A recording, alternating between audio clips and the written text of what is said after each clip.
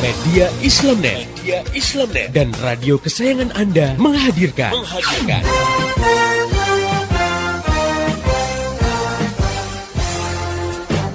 Voice of Islam.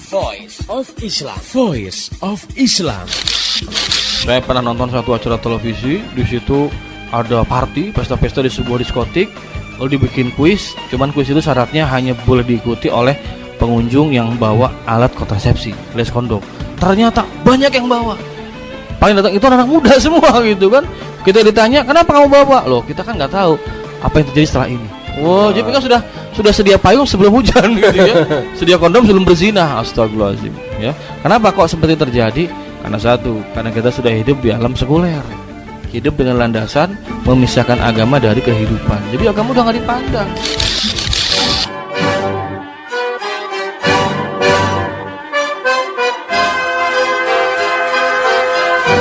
Voice of Islam.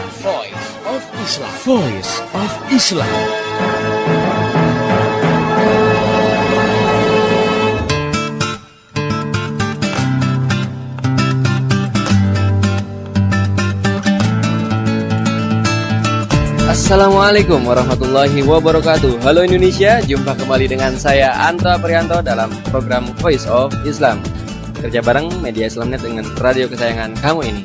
Dan sobat muda, seperti biasa di rubrik Yang Muda Yang Bertakwa telah hadir bersama kita di sini adalah narasumbernya yang sudah pasti, beliau adalah Ustadz Muhammad Iwan Janwar, sarjana Ilmu Komunikasi yang akrab dipanggil dengan sebutan Ustadz Iwan. Beliau adalah penulis buku-buku remaja ya.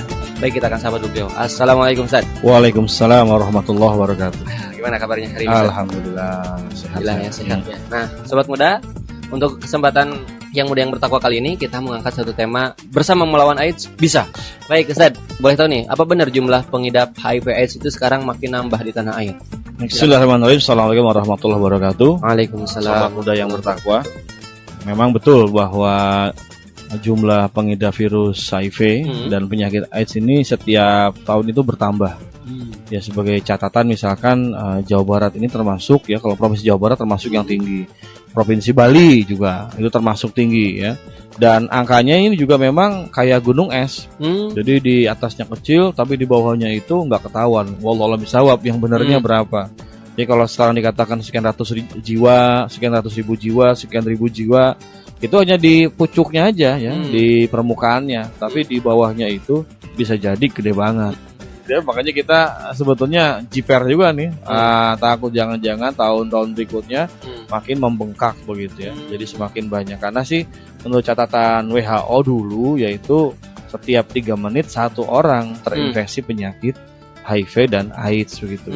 Jadi memang walaupun ketika disebutkan angkanya sekian, tapi yang kita justru khawatirkan adalah di bawah permukaannya itu, yang bisa jadi terus menambah, terus membumbung, yang akhirnya ini malah bisa menjadi bencana nasional bagi negara manapun di dunia. Karena ini penyakit globalisasi ini ya. Wah. Jadi karena orang udah sering mundar-mandir antar negara ya, akhirnya kan ada pertemuan, kontak, baik melakukan hubungan seksual atau mungkin jarum suntik atau mungkin ya transfusi darah atau segala macam, akhirnya bisa menular ke seluruh penjuru dunia. Dan ini ya wabah yang sudah sifatnya global banget gitu.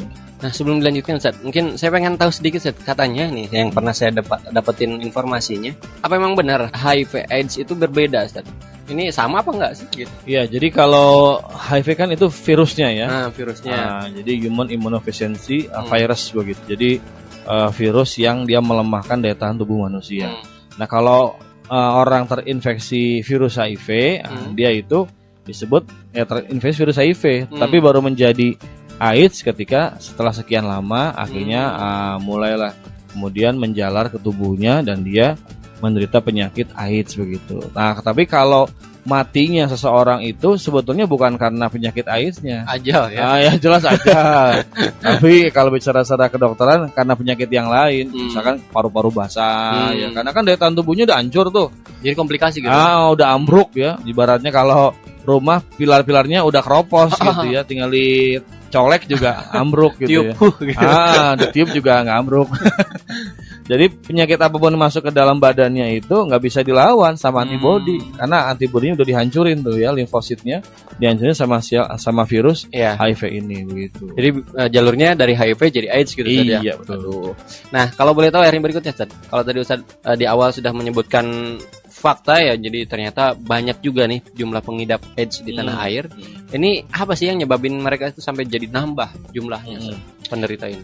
Ini seiring dengan sebetulnya gaya hidup ya, gaya hidup orang-orang kita nih ya di kalangan tertentu biasa dengan yang namanya pergaulan bebas. Ya ini nggak bisa kita bohongin. Ya coba aja lihat ya maaf ya bukannya nuduh nih, tapi kos-kosan mahasiswa. Nah, itu kan sering kali ya suka laki-laki perempuan dicampur ya, dicampur ya tempat kosnya. Jadi satu bangunan itu ada beberapa kamar tapi dicampur. Jadi nggak terpisah kosan laki-laki semua, kos perempuan semua.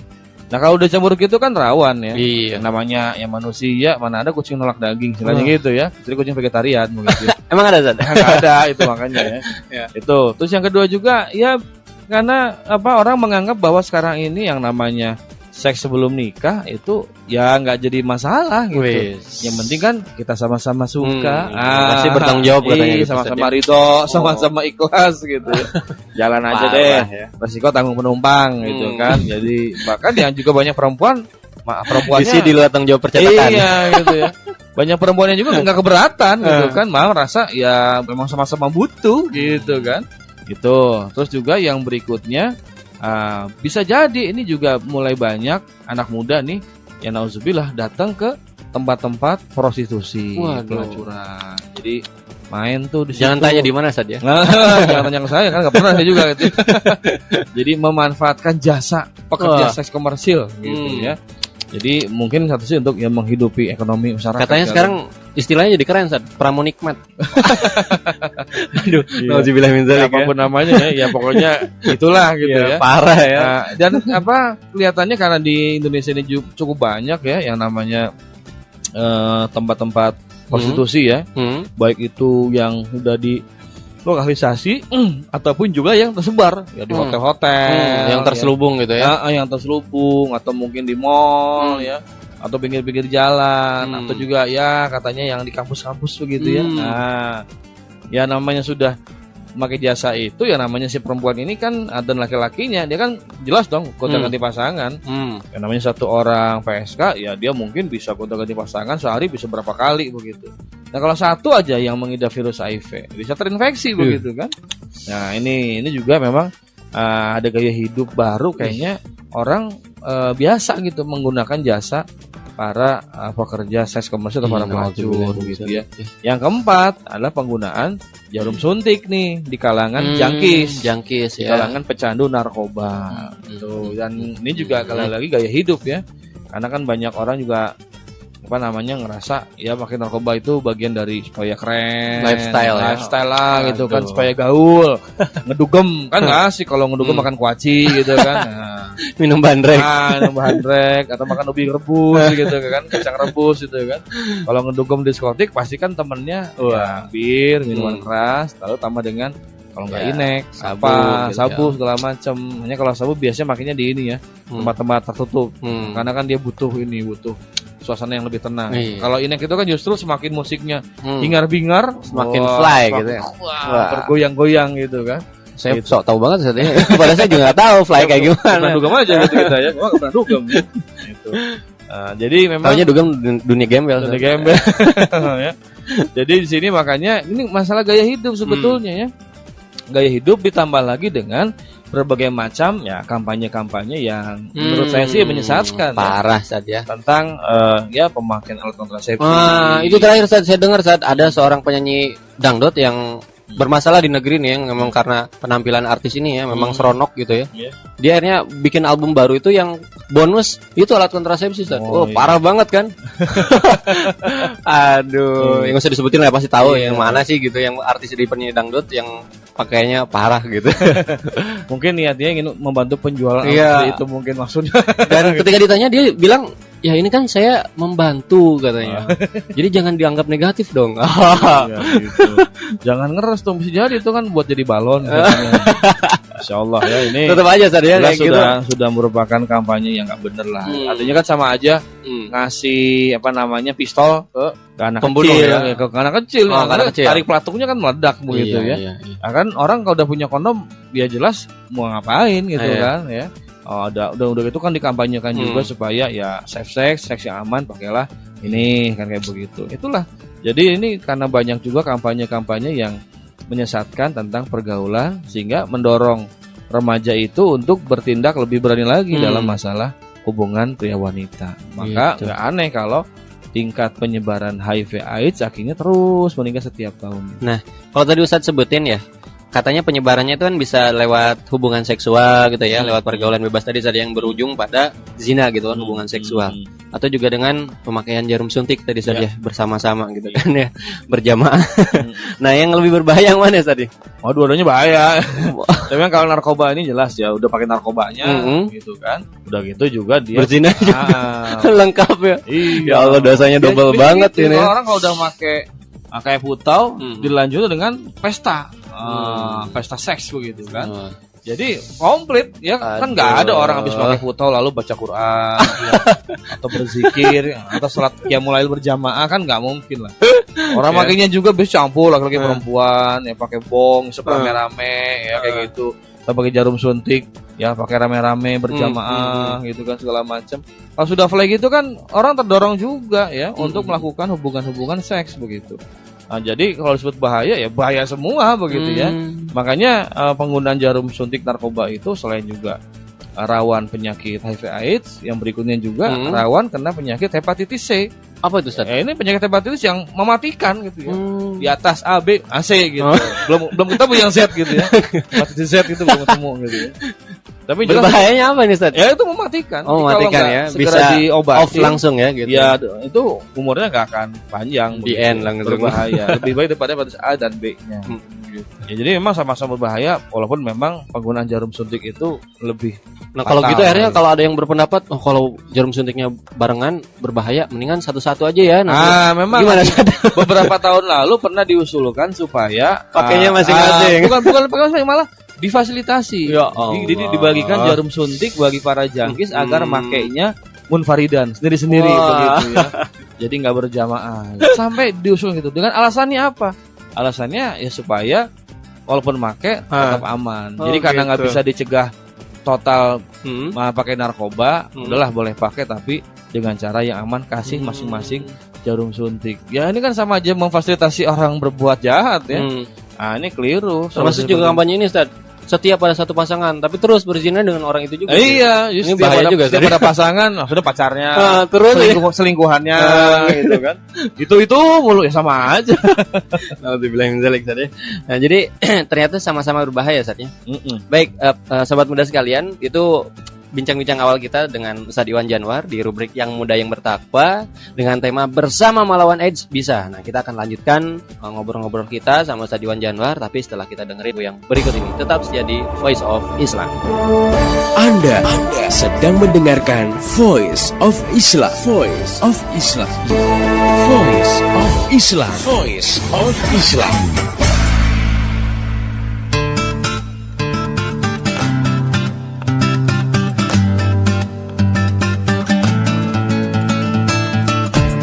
Masih di Voice of Islam, kerja bareng media Islamnet dengan radio kesayangan kamu ini. Oke sobat muda, kamu masih bersama saya Anto Aprianto dan Ustadz Iwan Janwar di rubrik Yang Muda Yang Bertakwa dengan tema Bersama Melawan AIDS Bisa.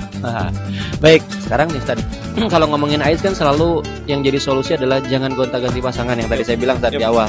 Jadi setia pada pasangan gitu kan. Padahal itu bukan istrinya, itu bukan suaminya, tapi pacarnya atau selingkuhannya gitu kan. Setia gitu ya. Yang pasti tetap pakai alat kontrasepsi juga, Ustaz. Ini apa nggak ada solusi lain ngelawan AIDS, Ustaz? Ya ini karena solusi untuk zaman demokrasi kapitalis ya. Liberal juga ya. Di alam demokrasi kan itu muncul prinsip liberal, serba boleh. Ya freedom for one, bebas ngapain aja itu ya. Suka-suka gue dong. Gitu. Kan ini kan hak asasi itu ya. Nah, karena ini udah bicara masalah pandangan hidup ya, landasan hidup mereka harus serba boleh, yang jangan dilarang. demokrasi segala macam. Akhirnya ya udah, mereka yang berbuat kayak begitu difasilitasi dan diberikan bimbingan gitu ya. Konselingnya. Ada konselingnya.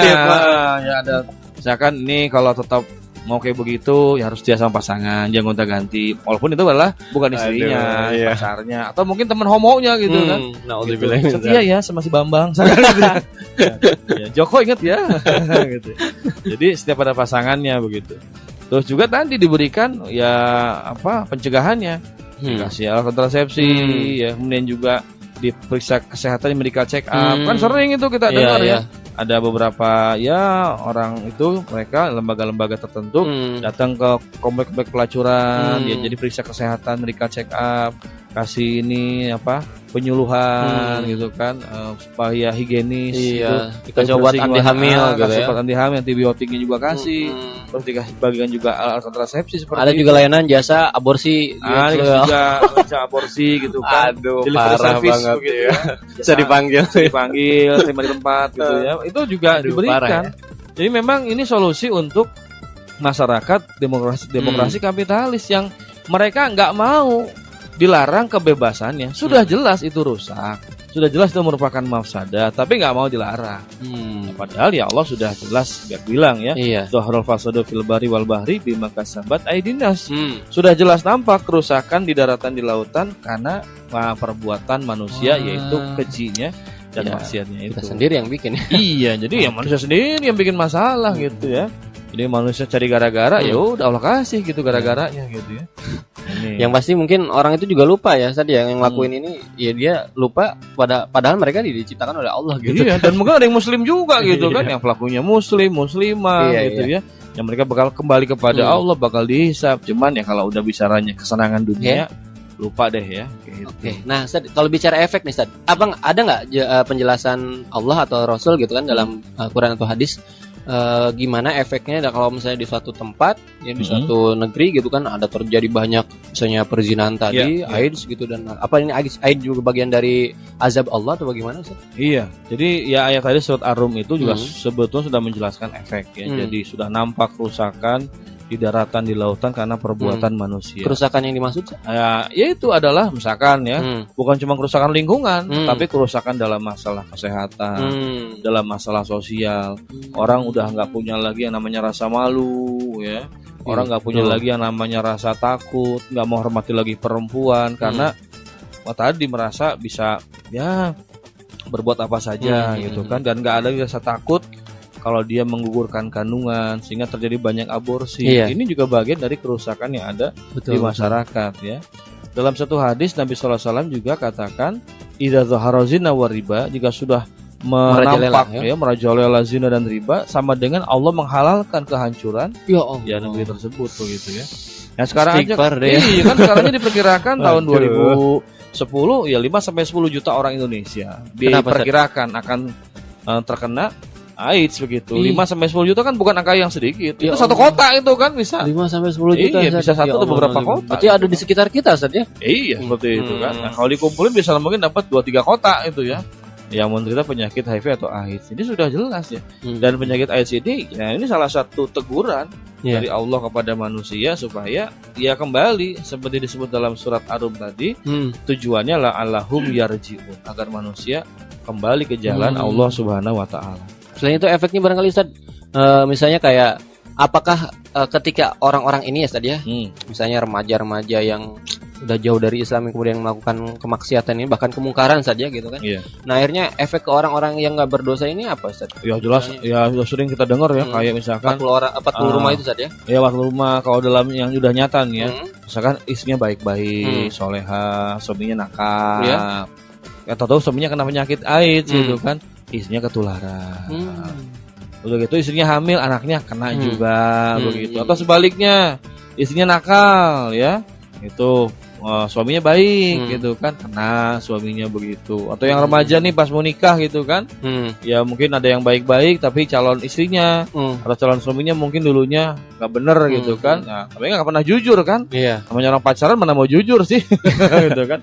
Akhirnya nikah kemudian ya nauzubillah min dzalik akhirnya karena itu udah banyak dampak ya. Ada juga yang terinfeksi karena misalkan lewat orang lain, misalkan di pernah kejadian itu di Amerika ada seorang dokternya kena HIV/AIDS, ngobatin pasiennya seorang anak kecil umur 10 tahun kena karena nggak higienis peralatannya segala macam. Ini udah merugikan banyak orang sebetulnya. Jadi orang yang baik-baik pun akan terkena dampak dari kejahatan mereka itu. Itulah ya, makanya kita harus berpikir beberapa kali, beribu-ribu kali sebelum melakukan hal ini. Betul. Nah, jadi kalau begitu Ustaz ya, kita langsung masuk ke inti nih.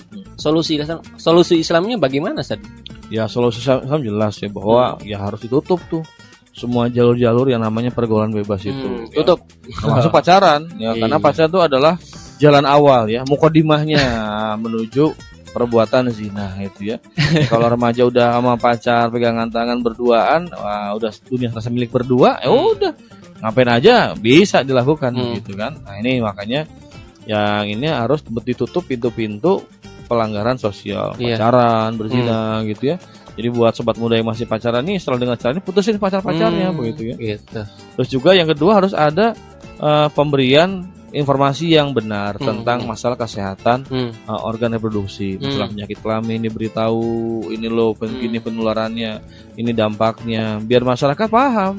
Nah, terus yang ketiga harus ada kontrol dari masyarakat. Jadi masyarakat ini jangan diem aja ketika ada laki-laki perempuan yang mau berbuat mesum gitu ya. Tegur buru-buru gitu, jangan didiamkan, apalagi diobjekin kemudian gitu ya, diarak, dipertunjukkan gitu ya, nauzubillah. Aurat kan itu saja. Iya.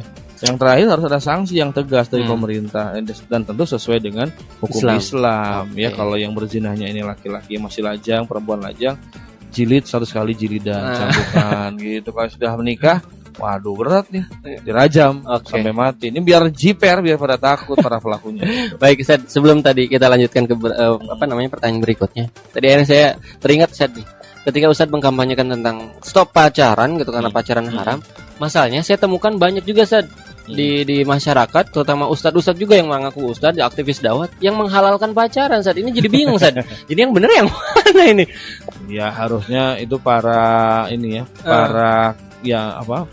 para provokator pacaran nih dari kalangan ustadz tuh meneliti ya, pacaran tuh kayak apa sih faktanya kan? Jelas-jelas kan, pegangan tangan, berduaan, malah juga kadang-kadang diselingi dengan pelukan, kissingnya juga ada. Iya kan, nggak cuma sekedar ngirim SMS atau chatting gitu kan.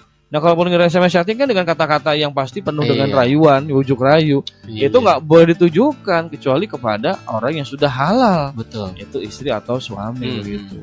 Ya itu mungkin obsesi ustadznya mungkin dulu belum sempat pacaran ya. Jadi bingung, saya sering menemukan kayak gitu Ustaz ya. Jadi ustadznya malah melegalkan gitu pacaran gitu ya, bagian dari ta'aruf katanya Ustaz gitu. Boleh asal di masjid misalkan gitu ya.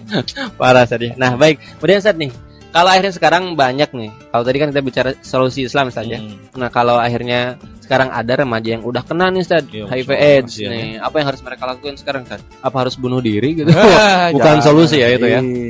Iya solusinya gimana ya, kalau misalkan itu kena karena perbuatan ya yang bersangkutan pakai narkoba atau pergaulan bebas, ya itu harus dianggap sebagai kafaroh, menebus segala kesalahan. Jadi Allah ngasih cara seperti itu walaupun sangat berat dirasa ya. Ini kafaroh dari Allah untuk menebus segala dosa-dosa kita. Dan yang kedua udah bertobat, jangan ulangi lagi, kita mohon ampunan sebanyak-banyaknya kepada Allah. Dan ketiga harus terus hidup dengan berpikir positif ya, bahwa ini hidup ini yang ada pada saya harus saya manfaatkan sebaik-baiknya untuk beribadah. Bukan sebaliknya Ustaz ya, karena hidup sekali manfaatin seenaknya. Salah gitu, itu ya. Salah gitu kan, karena udah kepalang itu deh. Saya bagi-bagi sama teman-teman saya deh gitu. Ya, jangan begitu. Itu pemikirannya setan. Iya gitu. Jadi seharusnya dia udah manfaatkan untuk ibadah, berbakti pada orang tua. Jadi biar walaupun ya kita nggak tahu umur ya, bisa jadi yang kena lebih panjang umurnya daripada yang nggak kena. Ya kena atau meninggal kan bisa begitu. Betul. Tapi setidaknya itu dimanfaatkan untuk banyak ibadah, berbakti pada orang tua dan bisa bagi cerita gitu kan, bahwa ini berbahaya. Kasih ibroh tadi ya. Kasih ibroh, jangan ikuti seperti ini dampaknya.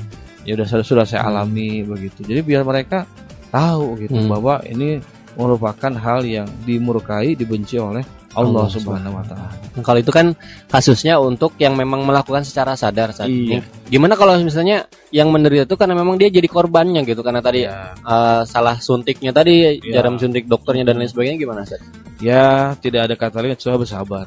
Sabar, terasa pahit, terasa berat, tapi ya sudah terjadi gitu kan. Ya Allah katakan dalam ini ujian dari Allah berarti ya? Iya, katakan qul la yusibana illa ma katabahu lana. Tidak ada satu musibah menimpa kita melainkan sudah diputuskan oleh Allah Subhanahu wa taala. Betul. Artinya ini bukan kehendak kita, tapi ya Allah menjadikan sebagai bahan ujian, dan mungkin dari situ malah kita bisa bangkit menuju kehidupan yang lebih baik lagi. Karena nggak sedikit orang yang hidupnya udah terjepit, malah bisa melejit, bisa survive gitu kan. Ini pun sama. Moga-moga bisa menjadi sebuah inspirasi bagi orang lain untuk bisa bersabar dan tetap optimis. Yang pasti selalu ada hikmah, Ustaz, ya? Insya Allah. Oke, nah terakhir Ustaz nih. Sekarang akhirnya apa yang harus dilakukan masyarakat, juga terutama pemerintah Ustaz nih? Kalau Ustaz tadi bilang kan harus dijilid atau juga dirajam Ustaz ya. Ini siapa yang berhak untuk melakukan itu gitu? Iya, hukum itu ditegakkan oleh hakim, oleh penguasa.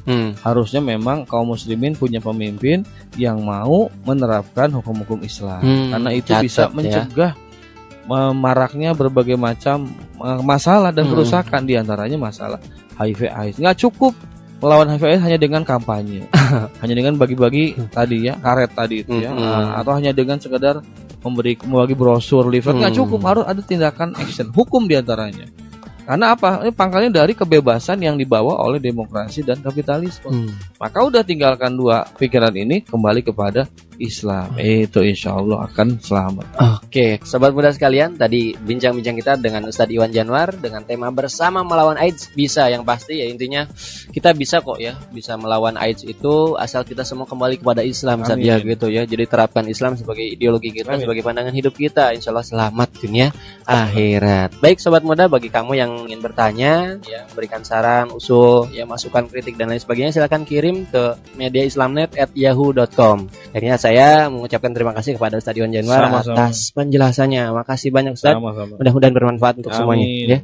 Juga untuk sobat muda sekalian yang sudah mendengarkan Voice of Islam ini dari awal hingga akhir ya. Pesan saya, sampaikan apa yang sobat muda sekalian dengar dari acara ini kepada yang lain, agar rahmat Islam bisa segera tersebar luas, termasuk di kota sobat muda sekalian yang tercinta ini. Mari menimbang masalah dengan syariah. Assalamualaikum warahmatullahi wabarakatuh. Setiap manusia pasti punya masalah. Ada yang rumit, ada pula yang klasik. Masalah kita, masyarakat dan dunia, semua pasti terusik.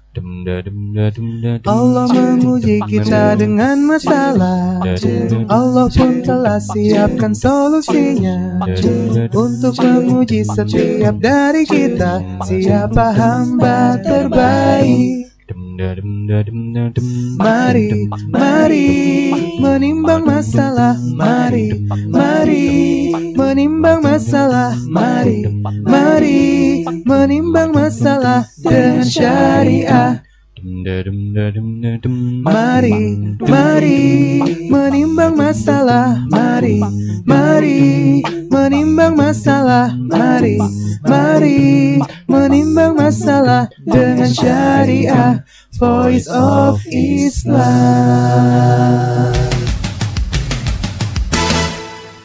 Demikian tadi Voice of Islam. Semoga hikmah yang terkandung bermanfaat untuk kita semua. Amin, amin, amin. Ya Robbal Alamin. Kembali bisa Anda dengarkan Voice of Islam. Menghadirkan topik-topik seputar kehidupan kita esok hari di waktu dan gelombang yang sama.